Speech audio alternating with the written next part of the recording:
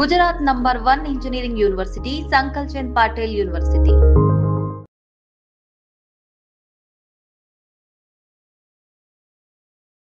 హైదరాబాద్ నగరంలో అది ఎంఎంటీఎస్ రైల్లో దుండగుడు ఒక యువతి మీద అత్యాచార ప్రయత్నానికి పాల్పడడం సంచలనంగా మారిపోయిన పరిస్థితి.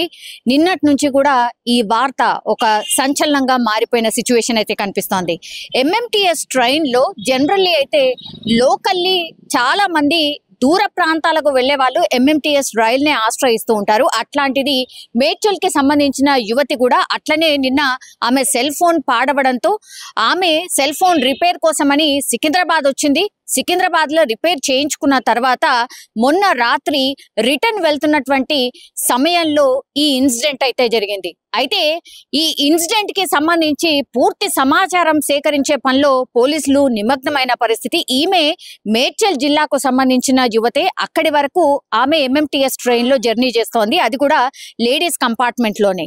లేడీస్ కంపార్ట్మెంట్ లో ఆమె జర్నీ చేస్తున్నప్పుడు ఆ టైంకి ముగ్గురు యువతులు ఉండే. అయితే ఈ అల్వాల్ దగ్గరికి రాగానే ఇద్దరు యువతులు దిగిపోయారు. కేవలం ఆ ఒక్క అమ్మాయి మాత్రమే మేడ్చల్ వరకు వెళ్లాల్సి ఉంది. అయితే ఎప్పుడైతే ట్రైన్ ఆగిందో అల్వాల్లో, అప్పుడు ఆమె ఉన్నటువంటి కంపార్ట్మెంట్ లోకి ప్రవేశించాడు దుండగుడు. ఆ తర్వాత ఆమె మీద అత్యాచారానికి ప్రయత్నం చేశాడు. వెంటనే ఆమె ఏం చేయాలో అర్థం కాక రన్నింగ్ ట్రైన్ నుంచి కిందికి దూకేసిన పరిస్థితి కనిపించింది. సో ఎప్పుడైతే ఆమెకి కిందికి దూకేసిందో పూర్తిగా ఆమెకైతే ఆ ఫేస్ కి గాయాలయ్యాయి.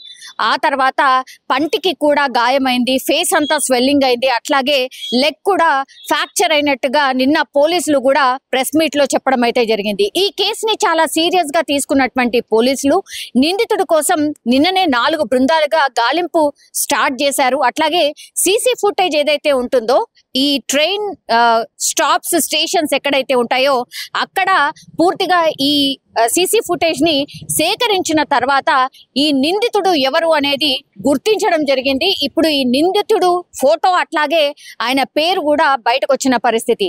మేడ్చల్ జిల్లా గౌడవెల్లి గ్రామానికి చెందినటువంటి వ్యక్తి. ఈయన పేరు వచ్చేసి మహేష్ గా గుర్తించారు.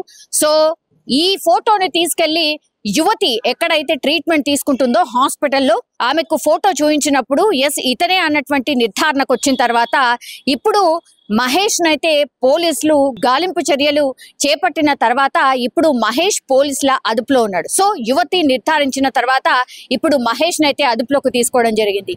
అయితే మహేష్ బ్యాక్గ్రౌండ్ ఏంటి అని పోలీసులు ఎంక్వైరీ చేసినప్పుడు ఇతను పూర్తిగా జులాయిగా తిరగడం, ఆ తర్వాత ఈ 1 సంవత్సరం క్రితమే వాళ్ళ భార్యను వదిలిపెట్టిన పరిస్థితి, అంటే విడాకులైన పరిస్థితి. ఆ తర్వాత గంజాయికి అట్లాగే మత్తు పదార్థాలకు దెన్ ఈ తాగుడికి బానిస అయినటువంటి వ్యక్తిగా పోలీసులు అయితే ఒక కన్క్లూజన్ కి అయితే వచ్చిన పరిస్థితి అయితే కనిపిస్తోంది. సో జులాయిగా తిరగడం అట్లాగే గంజాయి మత్తులో అసలు ఏం చేస్తున్నాడో అర్థం కాని పరిస్థితుల్లో చాలా మంది మీద గతంలో దాడి చేసిన సందర్భాలు కూడా ఉన్నాయి. సో ఇట్లా ఇవన్నీ తట్టుకోలేకనే వాళ్ళ భార్య కూడా అతన్ని విడిచిపెట్టేసింది 1 సంవత్సరం క్రితం అనేటువంటి మాట కూడా ఇప్పుడు పోలీసులు చెప్తున్నటువంటి పరిస్థితి. సో పూర్తిగా జులాయిగా తిరగడం ఒకటి, ఆ తర్వాత గంజాయి తీసుకోవడం అలవాటున్న వ్యక్తి ఇప్పుడు యువతి మీద అత్యాచారానికి ప్రయత్నించినట్టుగా పోలీసులు అయితే చెప్తున్న సిచ్యువేషన్ అయితే కనిపిస్తోంది.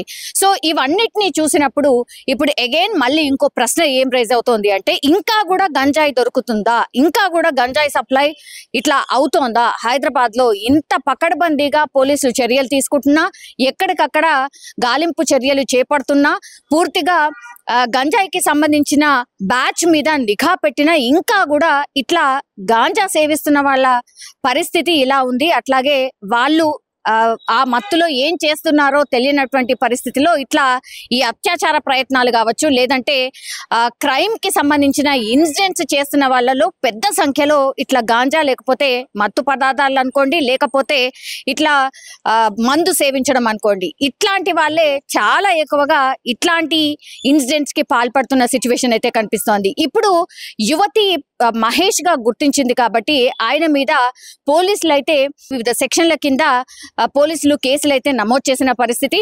నిన్న ఎప్పుడైతే యువతి ట్రైన్ నుంచి దూకేసిన తర్వాత ఆమెకు గాయాలయ్యాయి. ఆ తర్వాత ఆమెను గాంధీ హాస్పిటల్ కి తరలించారు. దెన్ అక్కడ డాక్టర్స్ ఇచ్చిన సజెషన్ ప్రకారం అయితే ఆమెని మెరుగైన చికిత్స కోసం యశోద హాస్పిటల్ కి తరలించి ఈ రోజు లెగ్ కి సంబంధించిన సర్జరీ చేయబోతున్నట్టుగా కూడా మనకున్నటువంటి సమాచారం.